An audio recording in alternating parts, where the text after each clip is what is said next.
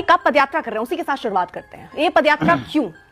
देश में हिंदू जो विभाजित है क्षेत्रवाद के नाम पर, भाषावाद के नाम पर, जातिवाद के नाम पर, हम इस देश में कास्टवाद नहीं राष्ट्रवाद चाहते हैं। हिंदुओं की एकता के लिए हम ये पदयात्रा कर तो ये अभी क्यों?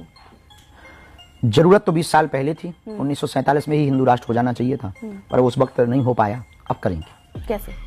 हिंदू एक करके पदयात्रा करके। सारा एक हिंदू हो गया, आपके साथ बहुत सारा जनाधार आ गया, सब साथ। नहीं, हमें जनाधार नहीं चाहिए, फिर हमें लोगों के विचार चाहिए अपने। उनके विचार भी हो गए हिंदू वाले, बस हिंदू पर विचारधारा पर। ऐसा लगता है कि हिंदुओं के विचार अभी बटे हुए हैं। यदि इसको तो मिटाने के लिए हम कैसे बदलेंगे? यदि बटे ना होते तो गांव-गांव में छुआछूत भेदभाव होता क्या? अंगड़े और पिछड़े की लड़ाई होती है इस देश में। हम अंगड़े और पिछड़े की लड़ाई नहीं चाहते, हम इस देश में एकता चाहते। हम इस देश में दंगा नहीं गंगा चाहते। लेकिन जब आप ये बात कहते हैं, क्योंकि अब जिस तरह का माहौल है, आप मानते हैं कि 2014 के बाद आप ऐसी पदयात्रा निकाल सकते से पहले, मतलब 2014 से पहले ऐसी पदयात्रा आप निकाल सकते थे, या आप उसके पहले 2014 के पहले हमारी अवस्था केवल 10-12 साल की थी, तब हमने सोचा नहीं था। वर्तमान हमको ये लग रहा है ये जीवन भर हम करेंगे, छोटी करें बड़ी करें पर करें। लेकिन आप बिहार भी गए, बिहार में चुनाव 5 महीने पहले गए, वहां पर तो बहुत ये हो रहा है, भूमिहार हमें वोट दीजिए, यादव हमें वोट दीजिए, वहीं एकजुट नहीं है। तो कहीं पे हम इसके पक्ष में नहीं है, हम चाहते हैं कि आप देश के लिए वोट दीजिए। तो आप ये भी अपनी पदयात्रा के माध्यम से कहेंगे कि देश के लिए वोट दीजिए? नहीं, हम इसी के लिए नहीं, क्योंकि हम राजनेता नहीं है किसी पार्टी के नहीं। किसको पसंद करते हैं आप? अगर एक देश के नागरिक तो हैं, अगर मैं पार्टी की पसंद पूछूं तो आप किसको पसंद करते हैं? बजरंगबली को। देश की पार्टी?